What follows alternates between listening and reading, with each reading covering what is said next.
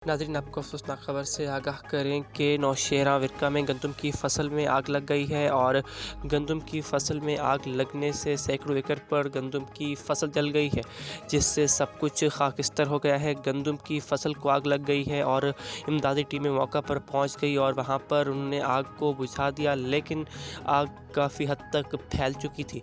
नौशेरा विरका में गंदम की फसल पर आग लग गई है और आग लगने से सैकड़ों एकड़ फसल जो है वो जलकर खाकिस्तर हो गई है, जिससे किसान का लाखों रुपए का नुकसान हुआ है। और नौशेरा विरका में गंदम की फसल में आग लग गई है। आग लगने की वजह ताहाल मालूम नहीं हो सकी। इमदादी टीमों ने पहुंचकर आग पर काबू पा लिया, लेकिन आग शिद्दत की थी और सब कुछ जलकर खाकिस्तर हो गया है। आपको एक बार फिर अफसोसनाक खबर से आगाह कर रहे हैं कि नौशेरा विरका में गंदम की फसल में आग लग गई है और आग लगने से लाखों जो एकड़ थी वो गंदम वो खाकिस्तर हो चुकी है और सब कुछ जलकर खाकिस्तर हो गया।